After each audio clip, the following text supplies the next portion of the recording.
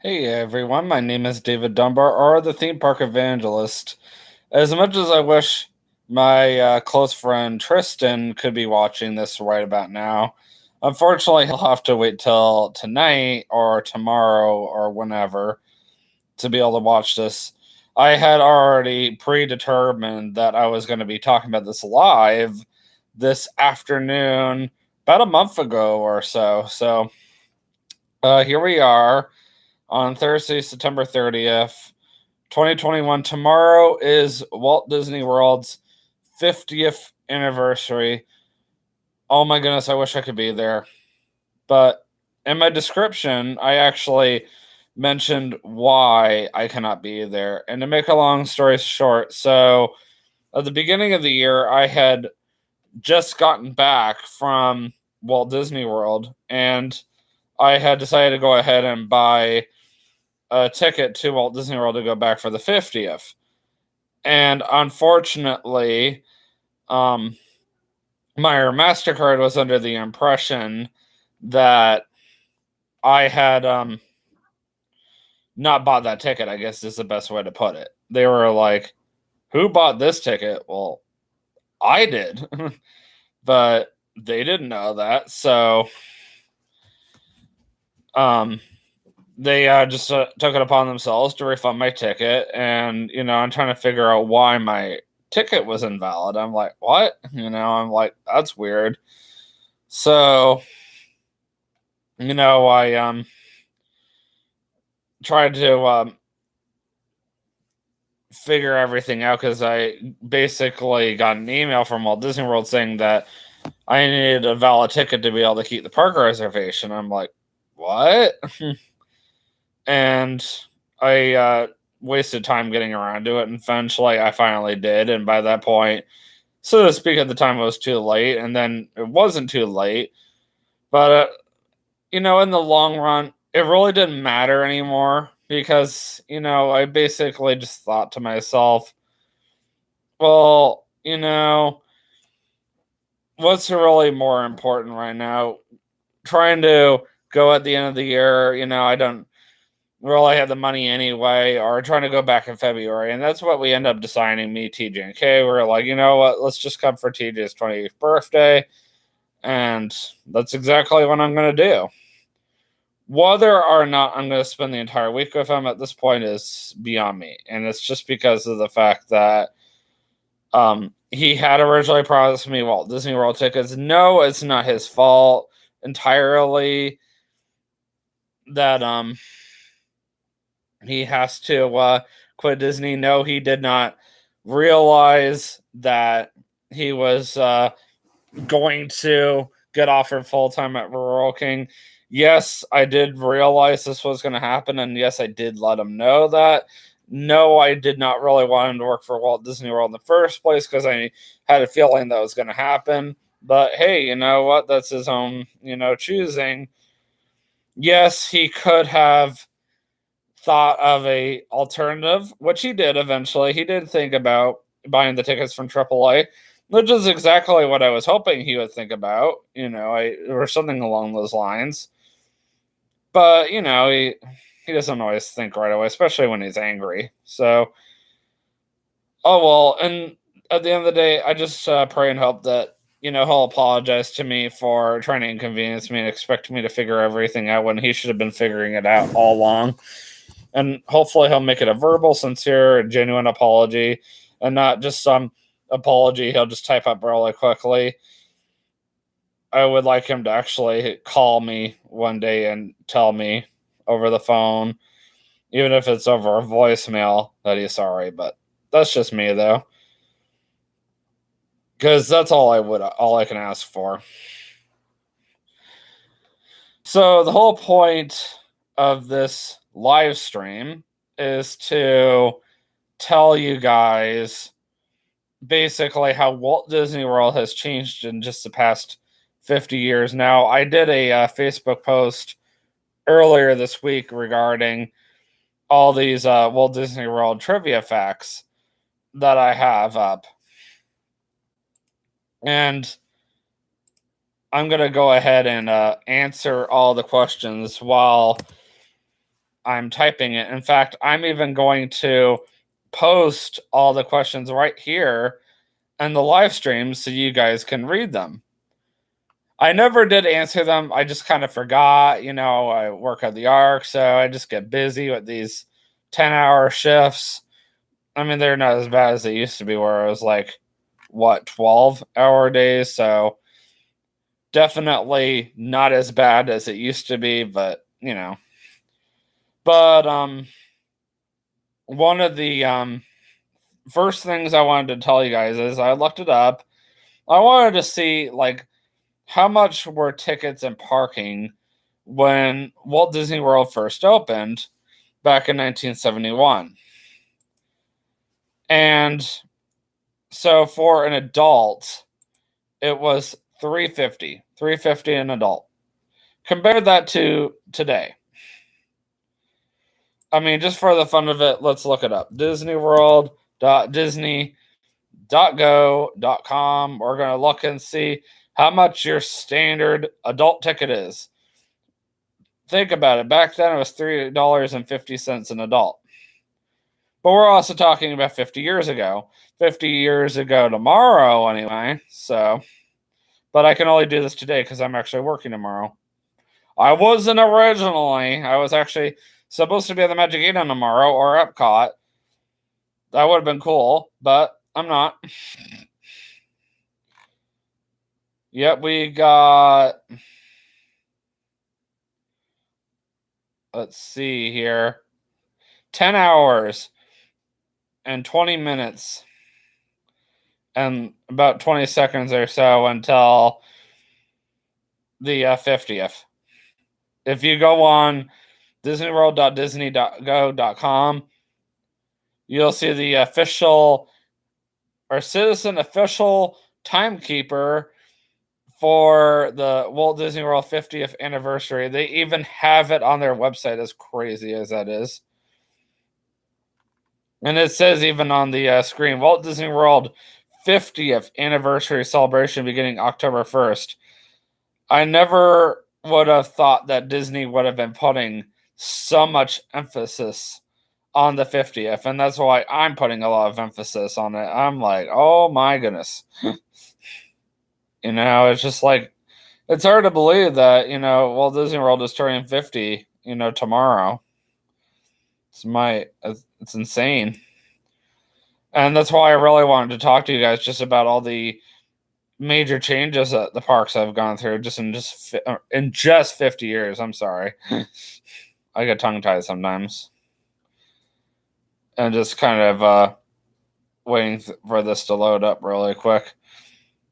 Okay, so at this time, it is a little cheaper because of COVID-19. But your standard one-day theme park ticket is at $109 for kids 10 and older. $109. I mean, that's not as bad as it used to be. About 2 years ago, it was probably a little higher than that. Now, I don't remember. But things did change since last year because of COVID. Now, from my understanding, COVID's not going away. And I forget how much a park hopper ticket is per se.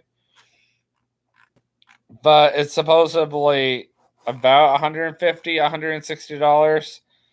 Anyway, now that I looked that up, I'm going to go on my Facebook page, The Theme Park Evangelist, at facebook.com or facebook.com/The Theme Park Evangelist. If you ever want to like or follow me, it is a public Facebook page. You are always welcome to go and look at it. In fact, I even have a link in my YouTube channel if you ever want to go and see it.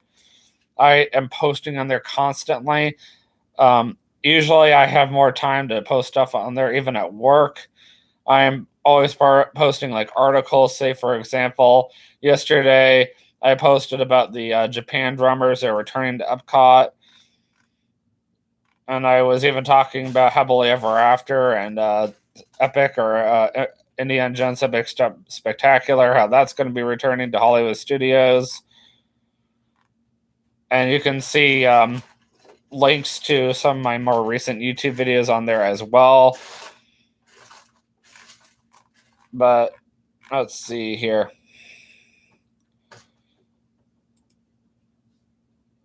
I think no, that's not it. No, here it is. I'm very sure about it. No, that's not it either. That's weird. I wonder where it is again. See, this is one of those reasons why I like to. Ah, here it is. Never mind. Why I like to do pre-recorded.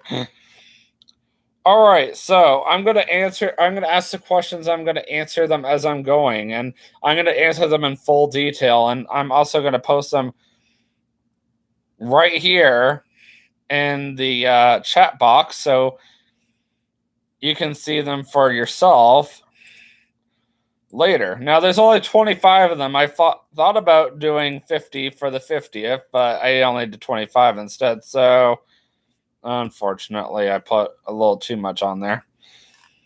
It's only allowed to do 200 characters.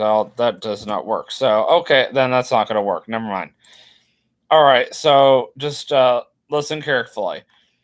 Let's play a little Walt Disney World trivia. First question will be ridiculously easy. Answers will be posted tomorrow night. Happy 50th anniversary, Walt Disney World. What year did Magic Kingdom open? 1971. So the Magic Kingdom opened on October 1st, 1971. Epcot opened exactly 11 years later on the same exact day, as ironic as it is. How many opening day attractions at Magic Kingdom are still open? From my understanding, we still have Tomorrowland Speedway that's going to turn 50 tomorrow. I don't know if they're going to do anything special for it. We still have the train, which I don't know if that's going to be opening again tomorrow or not. From my understanding, it's still closed for the Tron Light Cycle coaster. I heard the Frontierland Shooting Arcade, that's still open. I believe that's also an opening day attraction.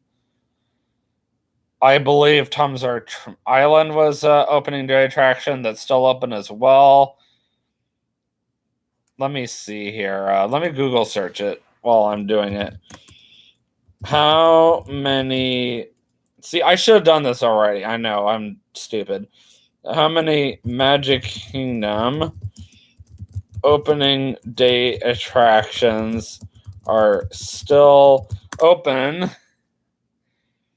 15. Wow, a lot more than I thought. And some of these are probably watching this like, really? Why didn't you already have this done? Because I said I'm busy. I'm always working all the time. When do I got time for that? Country Bear Jamboree. I believe I said that already. If I didn't, oops. The Dapper Dans, yes, they are still performing at the Magic Kingdom to this day. Dumbo, yes, I do that. Said the Frontierland Shooting Arcade. I told you guys that. The Jungle Cruise, I mean, it's been repainted and been rethemed a couple of times, but yep, still around. Mad Tea Party, still in its same exact location. Peter Pan's Flight. Key's been rethemed, but still the same attraction as it was 50 years ago. Prince Charming Regal Carousel, still there and not been changed at all. Swiss Family Treehouse, still there and still being used. The Hall of Presidents. You know, the show has received a major change every single year, you know, always adding on new presidents, and having new narrators, but otherwise just still the same attraction. And it's still one of my favorites. The Haunted Mansion. One of my favorite Walt Disney World attractions of all time. The Tomorrowland Speedway, of course, I knew that one already. I used to operate that ride myself. It was fun. I could have stayed there and been a coordinator, but I chose not to. The Enchanted Tiki Room. So here's something fun. I actually have a question about this later, so I don't really have to repeat that question later. At one point, it was rethemed to the Enchanted Tiki Room. The question is, what caused it to go back to the original format? There was a fire that broke out in the Enchanted Tiki room under new management, and it burned down all of the stuff that had anything to do with under new management, and it was forced to go back to the original format. It's a Small World. I think I knew that. I'm not overly fond of It's a Small World because it's annoying. I also cannot stand the evil clock. It's clock and spell. I'm actually terrified of it, believe it or not. I know, I can't believe I just said that on the internet, but So that's just the 15-day opening day attractions. And I already answered question number 3, which actually, no, hold on. I think I read that wrong. Never mind. Oh yeah, how much were Walt Disney World tickets 50 years ago? I already kind of answered that earlier. Now a children's ticket was just $1. Parking was 50 cents. Compared to today, $25. Crazy, right? And that's just for standard. Preferred is 50. Like, my word. I know that because I just recently looked up the prices for Walt Disney World parking. And then I already answered question 4, what year did Epcot open? I said 1982. And then what was Walt Disney's original plan for Epcot? And did it happen? So originally Walt wanted to make Epcot a future community for people to live in. Did it happen? Yes and no. If I were a meme right now, I'd be the dumb pirate meme. Well, yes, but actually no. Because Epcot became a theme park. Now, did Walt's plan happen? Yes, but not in the way he would have wanted. There is a city right outside of Walt Disney World called Celebration. And it's actually within 5 minutes of it. And it is exactly what Walt would have envisioned. But Walt actually wanted it to happen inside of Walt Disney World property. Like, Walt wanted Epcot to be Celebration, if that makes sense. Walt wanted people to be able to live inside of Epcot, which now stands for Energy Prototype Community of Tomorrow, which I believe that may have been Walt's original plan. But anyway, besides that, Walt wanted people to be able to, live there, work there, all that, and then be able to go to the theme parks, whenever. So, and then here's another really good question for you. Why didn't the Walt Disney World monorail system expand past Epcot? As unfortunate as it is, the Walt Disney World monorail system was originally built with the Magic Kingdom. And they did have the room. I mean, obviously they had the room for it, but they had the money for it to expand it at least to Epcot. Now, that didn't happen until way later. And, they were just looking at the budget. And unfortunately, the cost of the monorail just considerably went up between the time the Magic Kingdom was built versus Epcot. And that was just within 11 years. And, Disney was just, Disney is in the company was just looking at the cost, and they're just like, oh my goodness, can we afford to keep expanding it? Well, they were willing at least to do it for Epcot. But after that, they said, we can't do this anymore. We're going to have to find cheaper alternatives. So the longest time when I was living in Central Florida and I was going to Walt Disney World, the only ways to get to Hollywood Studios and Animal Kingdom was honestly by bus. I'm sorry. And yes, granted, Epcot and Hollywood Studios were connected to each other via the friendship boats. Now, back then, the boats were running very, very frequently. It wasn't until 2018 or so. Actually, it was at IAPA of 2017 or whatnot that they revealed the plans for the Skyliner at IAPA, which is basically the International Amusement Park Expo or whatever.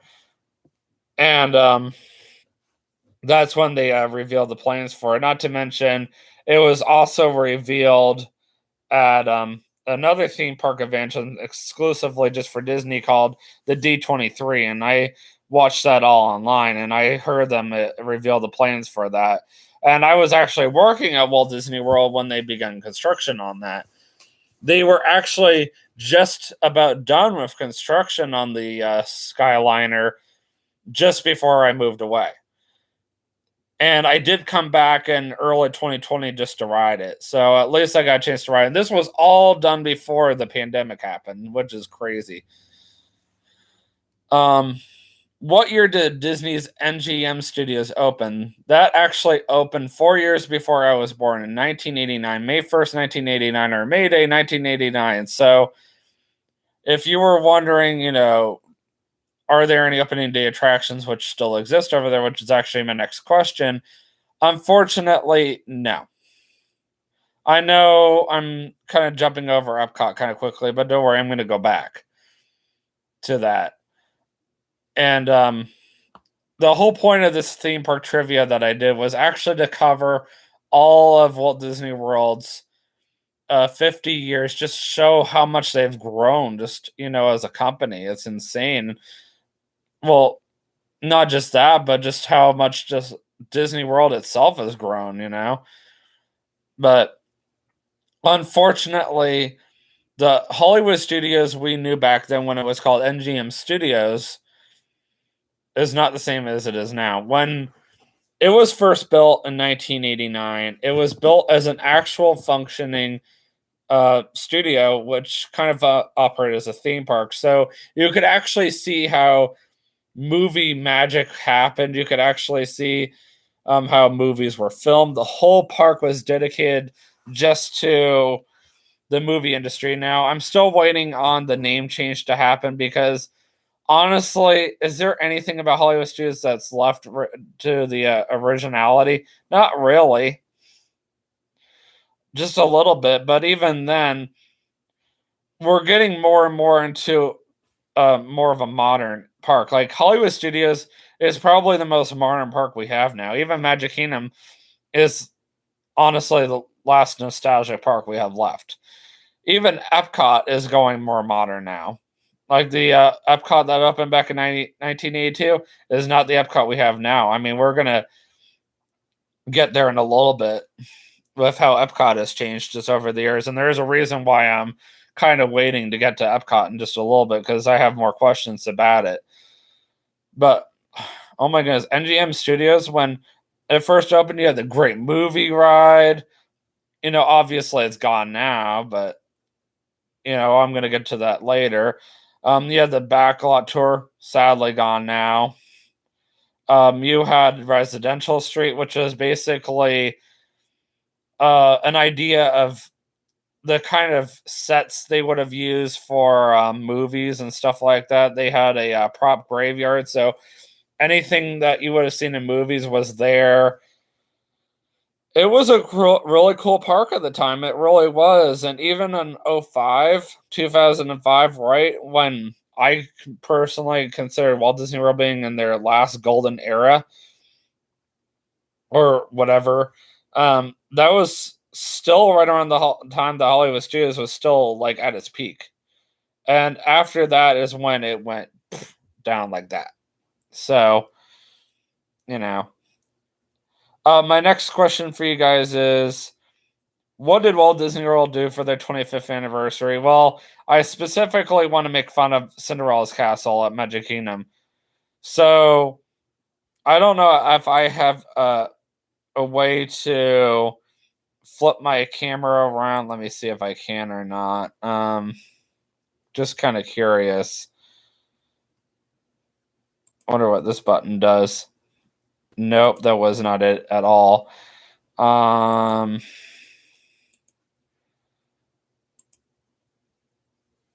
would be kind of cool though, if I could. Nope, that wasn't it either. Oh my goodness, I wish I could show you guys.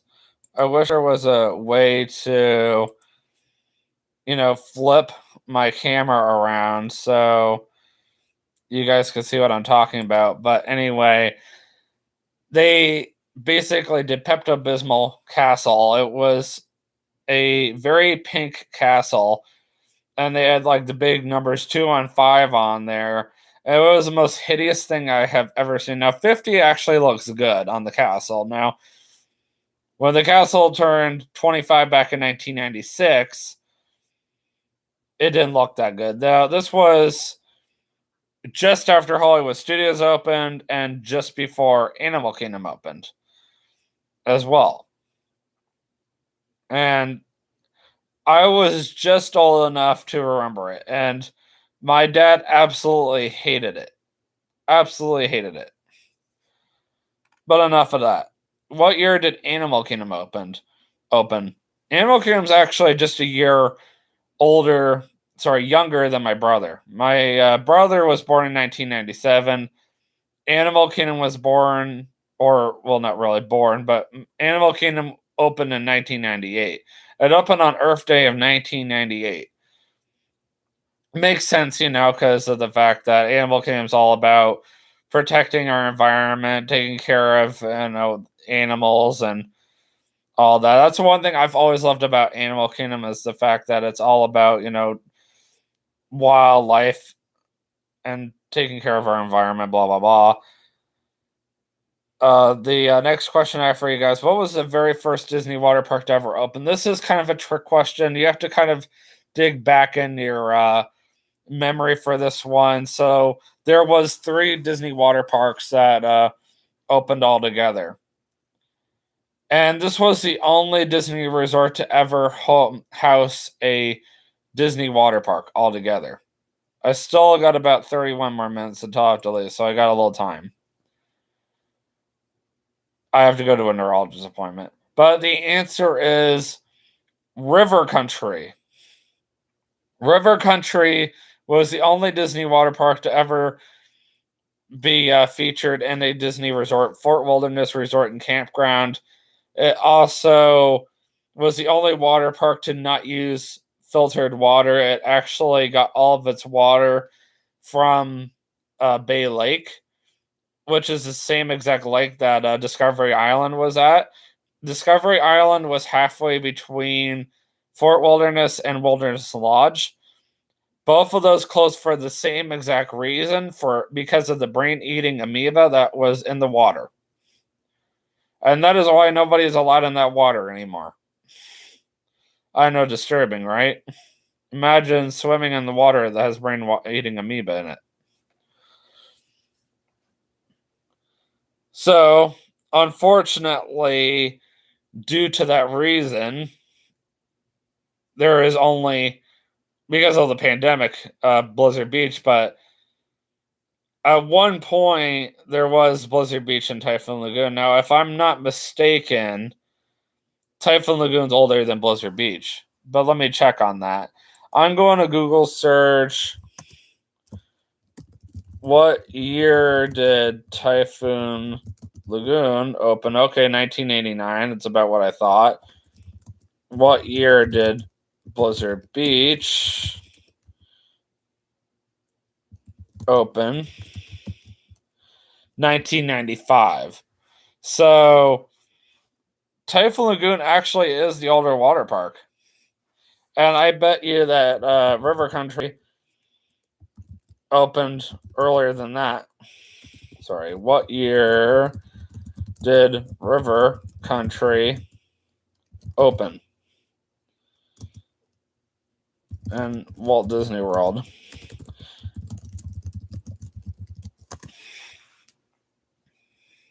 (1976) June 20th, 1976. That was 5 years after Walt Disney World opened. And Discovery Island opened 1974. That's crazy. And unfortunately, it closed the same exact year, not even 2 months after 9/11. On November 2nd, 2001. That means that River Country has been almost closed for 20 years now. Now that I stop and think about that, I'm like, dang, that's crazy.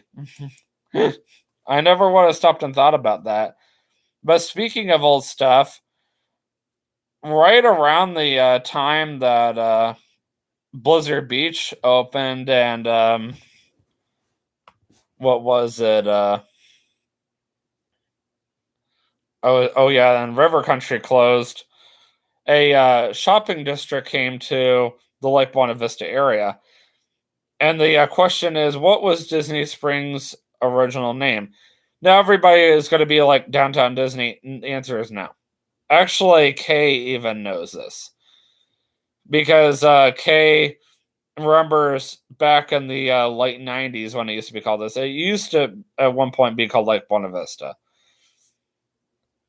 And the reason why is because when Downtown Disney first opened, there was only two sections, Pleasure Island and Village Marketplace. There was no West Side right away at all. There was no Downtown Disney West Side.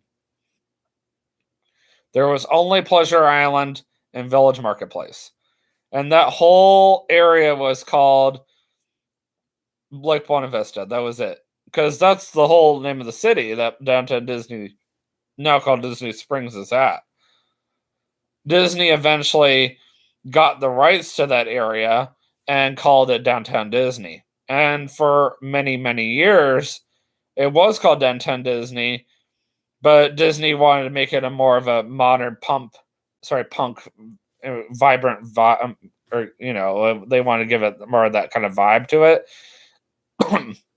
So they renamed it to Disney Springs and definitely gave it more of that modernness to it by adding on more and more modern stores. And honestly, it's the closest thing you've got to your modern day shopping mall. I mean, for crying out loud, you've got Ron John Surf Shop now. You've got American Eagle. You've got the Gap over there, and probably Aeropostale, if I'm not mistaken. Like, oh my goodness, you've got all those modern day stores that you can go shopping in. It's almost like the Orlando Premium Outlet Mall mixed in with a lot of Disney stores. It's honestly one of its kind. It's insane. By the way, theme park tip: don't ever go to Disney Springs on your last day of your vacation unless you have every intention of booking a flight late at night and getting to Disney Springs early in the morning, because the public transportation at Disney is horrible right now. It's actually the worst out of everywhere. It's that bad. But the next question for you guys, which I kind of already answered for you guys: which water park opened first, Blizzard Beach or Typhoon Lagoon? And obviously the answer is Typhoon Lagoon.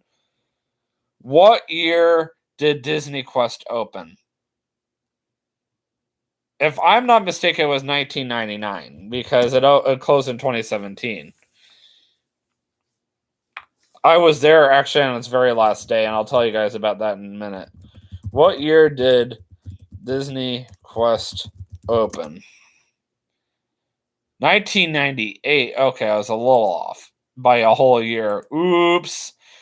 So I don't remember going there on its opening year, but I went there on its closing day. I was really, really sad about it. I've been going to Disney Quest since basically it opened, right around the time that they had the Hercules ride. I even remember playing that game or going on it, whatever. And I remember even going there when they were affiliate of the Cheesecake Factory. And that was a long time ago. And, just see it go was really, really sad. And to commemorate its, existence, on the last day, they were giving everybody pictures of the building at night with the opening date and the closing date. They were giving away the original tokens. Now, I didn't go that far back, honestly, because I don't remember ever getting that kind of stuff. I think I went a year or two after it opened, because I don't ever remember having the tokens to play the games. I went when you would just pay one price and you got to play all the games for free. So I don't personally remember using the tokens. Now it's cool to have the token. And I did actually YouTube the very last night. So if you want to see its last day, you can actually go and see that on YouTube yourself. And then here's another good question. I kind of already gave this away. What year did Expedition Everest, Toy Story Mania, and Sauron open at Walt Disney World? The answer is 2005. That's why I always like to talk about 2005 so much, because it was like the last year that Walt Disney World was at its prime. Because after it was like literally the last year that Disney World really came up with anything original. If you really think about it, because Sauron originally was over at California. Expedition Everest was one of its kind coaster. Never thought about before. Toy Story Mania, same exact way. I think it was originally brought to Florida and then they brought over to California. But even that was a one of its kind of attraction. And that's honestly what sparked Toy Story Land, which it was a one of its kind of land. Star Wars Galaxy's Edge, don't get me wrong, it was a one of its kind land. It really was. But at the same time, it was borrowed off of original ideas at the same time, too. So, I mean, it depends on how you perceive it. And then, of course, in the early 2010s, what did they do at Maelstrom? They replaced it with an original idea, Frozen. It's like, really? This was the last year I personally think that Disney World did something really, really cool. What year did Space Mountain, Haunted Mansion, Oh Canada, and Spaceship Earth get major refurbishments? Space Mountain, of course, didn't open with Walt Disney World or Magic Kingdom, as I mentioned, because it wasn't one of those opening day attractions. 2009. It got all the track torn out, and it got a new sponsor. When it first opened, it was sponsored with FedEx. FedEx lost their contract with Walt Disney World, and they got a new one. Their new sponsor was called Starport 75, and they've been with them ever since this year. Haunted Mansion, they toned it down considerably in this year. They decided, well, this attraction's a little too scary for kids, so we're going to tone it down a little bit. We're going to tone down the attic scene. We're going to make it a little more modern. It's not as scary as it used to be, but it is up to a point. And it hasn't been changed ever since. Oh, Canada has actually been changed twice. So, but this was the very first time Oh Canada got its first major change when they had Martin Short host the show, and he hosted the show for the past decade or so. I mean, he had a good run at it for a long time. And then Spaceship Earth has been probably refurbished about 3 times. They're talking about refurbishing it again, like in the next year or two. But this was its second biggest change it ever got. Probably its most major. When it first opened in 1982, it always had a very original kind of ending. And then, how should I put this? The ending was really, really cool when it first opened in 1982. When it got refurbished in this specific year, all that stuff got torn out. And it got replaced basically of you just going down in a big circle, so to speak. You were just going down like this the whole entire time, and you're just staring at a computer screen.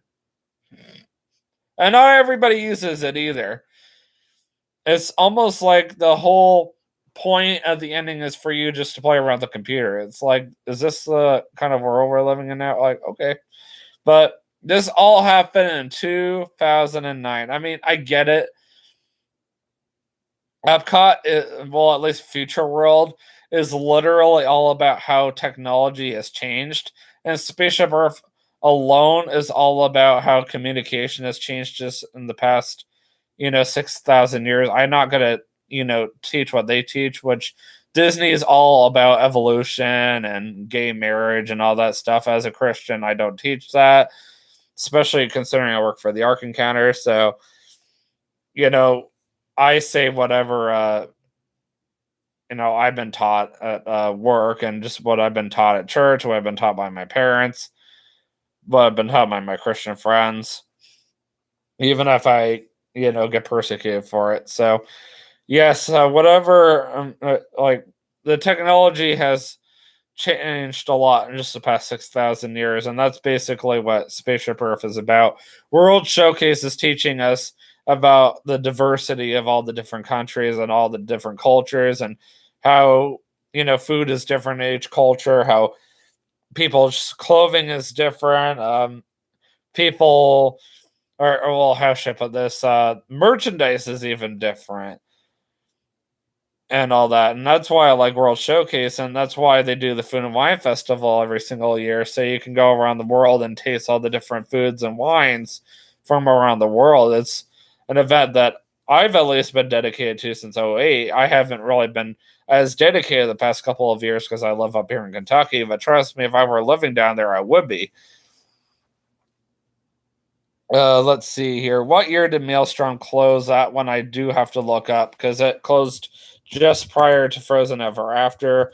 What year did Maelstrom at Epcot close? 2014. It's about what I thought. I was figuring right around there. I actually went with a former coworker from Publix. He was bisexual, but anyway, he and I rode the ride one last time. But when Maelstrom was around, actually, that's when I was riding it, going to Epcot the most. That's when I was riding that the most, and that's actually when I was going to Food and Wine Festival the most. And I would always stop in Norway just to go ride Maelstrom every single time. I probably rode on Maelstrom more than my own family combined. If that says anything, that was always one of my mom's favorite rides. And every time we went to the candlelight procession, we would go ride Maelstrom, or at least the Mexico ride. So, what year did Universe of Energy and the Great Movie Ride close? So, Universe of Energy got changed twice over the years. So, originally, it was a very, very, very boring ride. Still the same timeline, 45 minutes. Eventually, it got changed to Ellen's Energy Adventure, where Ellen's watching Jeopardy, and she's mad because her former roommate, former best friend Judy Peterson is on Jeopardy, and she's a smart Alec or whatever, and Ellen falls asleep in front of Jeopardy, dreams that she's on Jeopardy with her with Judy Peterson, I should say, and for whatever reason, Albert Einstein and Ellen doesn't know diddly squat about energy, and Bill Nye shows up to come see Albert Einstein playing, and of course he's failing. And he sees, oh, Ellen's getting clobbered, and of course she's like, I don't know anything about energy. And of course, Bill Nye being a evolutionist to the core, he's like, well, I'm going to take you back about 65 million years ago. Well, we already know that's not true, unless, of course, you're an evolutionist watching my YouTube channel, and then you're like, you're a liar. And I'm like, well, I'm sorry you feel that way. So he takes her back, back then. And it's actually kind of cool because you go into the actual area where all the dinosaurs are at, and it's all a trackless ride system. So all the entire theater, or after the pre-show, you go and get into your cars, and all the cars kind of take turns going through this massive building, and eventually you stop in front of another TV screen, and then as soon as that portion's over, then you move into the other room where you see Ellen coming back and clobbering Judy, and Judy claims she's a cheater, but of course, because they were all frozen in time, they can't claim anything. So, I mean, it was a cool ride, but unfortunately, it was getting a little outdated and old. And with Marvel being as popular as it is, especially Guardians of the Galaxy, they figured it was time for a change, and that's kind of how that happened. And as sad as it is, they did finally decide, well, we're going to pull the plug on Great Movie Ride. We realize it's an extremely popular ride. We realize it's, really cool to be able to go through, different scenes of different movies. I mean, the biggest problem with Great Movie Ride is it never got updated, ever. Except for maybe some few montages. And that was only even one time. And that was when they partnered up with Turner Classic Movies. So the whole Great Movie Ride only got changed twice, and even it didn't get much of a change at all. And that was like a few years ago, and it really didn't do anything for the Great Movie Ride. The Great Movie Ride was just so old, and because it never really got any changes, the ride just lost a lot of its, taste, you could say. And Disney figured, well, Mickey and Minnie need a ride. Let's go ahead and just got out the Great Movie Ride, which honestly was a horrible decision, but whatever. I'm not Disney here. And, excuse me, that's kind of how that happened. Now, it was a cool ride. Don't get me wrong. Mickey and Minnie's Runaway Railway is a real cool ride. Rode it myself, but it shouldn't have been replaced by, or it shouldn't have replaced, sorry, the Great Movie Ride. That's just me personally. Here's another really good question. What land did Pandora, World of Avatar, replace that Joe Rohde himself designed? And that was Mickey and Minnie, or sorry, Camp Minnie and Mickey. So my dad got started at Animal Kingdom in 2005. There's that year again. And that's actually when I was going to Animal Kingdom the most. So my dad was working at a show called The Festival of the Lion King, Pocahontas, and I believe he was also working at Flights of Wonder back then. So Flights of Wonder, of course, has been changed a couple of times. It was originally called, not too long ago, Up a Great Bird Adventure. I think it just got renamed again, but same exact show again as, we remember it from a couple of months ago. But unfortunately, it's no longer Flights of Wonder. I guess they figured it was time to move on from that, but my dad was an audio technician at those three shows, and then eventually a show called Tarzan Rocks got replaced by Finding Nemo the Musical, and he got put over there as well. And I was going over to Animal Kingdom a lot, but yeah, Camp Minnie and Mickey was a nothing kind of land, and I was old enough to remember him working at Pocahontas, and it was kind of cool. It would go into Camp Minnie and Mickey. There really was nothing back there except for those two shows. There was the Festival of the Lion King and Pocahontas, and Pocahontas could not operate in the rain whatsoever, because I remember one time I was watching the show and it just suddenly started raining. The show immediately just emergency stopped right in front of us. It was kind of weird. But eventually Disney did figure out what to do with that area, and they decided, well, we want to kind of stay to that mystical kind of theme that we originally had planned for it, because that actually is my next question. True or false, Walt Disney World originally was considering building a lost continent similar to the ones at Islands of Adventure? And the answer is true. Originally, that was the whole purpose of that land, was to put like the dueling dragons over there or something similar to that. They held this whole area called Mystical Beasts or something like that. They're going to do it. The reason why it didn't work out is because Disney decided that they didn't want it, or they didn't have the contract or something to it, and Universal ended up gaining the rights to it. And that's how Universal ended up getting away with it. And Disney basically used it as a nothing kind of land until they could figure out what to do with it. Joe Rohde came to their rescue. He's one of their best Imagineers ever. And he came up with the idea of, let's build Pandora, World of Avatar, because they got the rights to it from James Cameron or whatever. And they designed this whole Pandora-themed land right there, and they had the space for it. And I remember reading about it in their Disney cast member magazine called Eyes and Ears, and reading about Flight of Passage and stuff like that, and the Navi River journey. So I knew about it even before the general public did.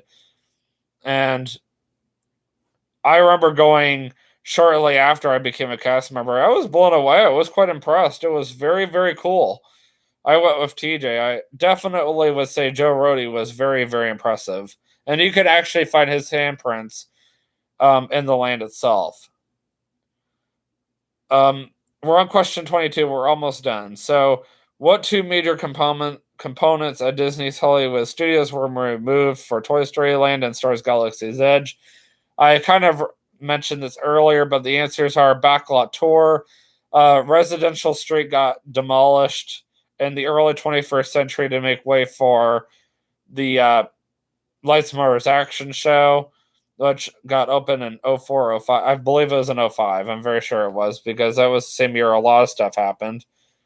And unfortunately, that Streets of America, which actually the tram did used to run through at one point, actually in the early 21st century, once the park was no longer considered a working studio because AC Ventura used to be filmed there at one point, they decided just to keep the tram kind of away from that area. And Star Wars Weekends even used to be at Disney's Hollywood Studios at one point, and I used to attend it myself, and you can actually learn about that on my YouTube channel as well. But when I first started going to Disney's Hollywood Studios, a long time ago, yes, it was actually a working studio, and it turned more into a theme park over the years. And another major component that they removed for Star Wars Galaxy's Edge and Toy Story Land was not just, the backlot tour, but they also had to remove, let me think here, the Honey, I Shrunk the Kids play set. They had to remove, what was it? I'm trying to think here. Oh yeah, it was Studio Catering Company had to be removed too. Now, I haven't really talked too much about Epcot, but I'm going to go ahead and quickly talk about that. So Epcot is going through some major changes right now. They got the Guardians of the Galaxy Cosmic Rewind opening next year. It's already official public news. That's kind of when I predicted it was going to open, was between 2021 and 2022, even when I was working at Disney. And I was right. Even though my trainer at the time was, don't tell Gus that kind of information. We don't know if it's right or not. Well, I knew it was right. And I kind of predicted ahead of time. It was a major enough attraction that I figured it should take about that long. And, I was kind of, on the right pace. A lot of the front entrance is gone. So Mouse Gear got redone, but it's back. Club Cool got redone and got moved. I believe that Starbucks got moved to a different location until they can get a better location for it. The whole entrance is just being worked on right now. I don't actually know what Epcot looks like at this time because of the fact there's just been so much construction. I'm actually kind of anxious to see what Epcot looks like the next time I go. Let's see here. Leave a Legacy, I heard, is being brought back because of popular demand. I also believe that what was something else that used to be at Epcot that is no longer there? My goodness, been almost filming for about an hour now. There was a lot of stuff I honestly was worried was going to be gone for good, but there's some stuff that's starting to be brought back. Starbucks did replace the original Eddie's ice cream. There used to be an Eddie's ice cream at Epcot at one point that is no longer. Well, the Eddie's ice cream at least is gone. Just like the Main Street Bakery that opened with the Magic Kingdom is now gone, but it's been replaced by Starbucks. Disney made a deal with Starbucks back in the 21st century, early 21st century, I should say. And that's why we have Starbucks now. The last place to get Starbucks was actually Disney Springs. Let's see here. Another thing that's finally coming back because of the pandemic is the Main Street Confectionery, so I'm really happy about that. Anyway, due to lack of time, we are going to hurry up and get going. I'm going to skip question 23 because I already answered it. What major hurricane closed Walt Disney World for a few days on the late 2010s? The answer is Irma, and that was Labor Day weekend or 9/11 weekend 2017. And you can actually find all about that on my YouTube channel as well. And finally, last but not least, we're heading to our hour mark. What year did Walt Disney World close for 3 months? And that was last year in 2020 for the pandemic, because of the pandemic. And that's the longest that Walt Disney World has ever been closed, as crazy as that is. I don't know how many of you are going to stay around and watch the entire hour. Personally, I don't blame you if you don't. I do need to quickly go do some laundry. Then I'm going to go and fill up my car really quick before I head off to my neurologist, because that's also why I need to leave like right now. And I'm going to plug in my laptop before I leave. But hey, happy 50th anniversary, Walt Disney World. Really hope you guys enjoyed the vlog. And I look forward to seeing you guys in the next YouTube video. Next week is the Pastors Conference at the Ark Encounter. Really wish I could be at Walt Disney World right now, but hey, on the bright side, at least I get to go to the Pastors Conference at the Ark Encounter next week. We got the Courageous Legacy red carpet event going on Tuesday. But for those of you who are going to Walt Disney World for the 50th anniversary, which is going to span over the next 18 months, especially tomorrow, let me know what you think. Is there anything that stands out to you? Is there any exclusive 50th anniversary merchandise that you're interested in, that you think that I should buy or anybody should buy? What are the crowds going to be like? I'm really curious about that. I've heard all kinds of crazy things. Disney World is going all out for the 50th. Even going as far as Southwest partnering with them and redoing their planes just for it. And I'm actually flying with Southwest next year, so this ought to be really cool. That means even before you leave your own state, you're going to be experiencing the 50th. That's insane. So, I'm really looking forward to this. I hope you guys enjoyed all that trivia.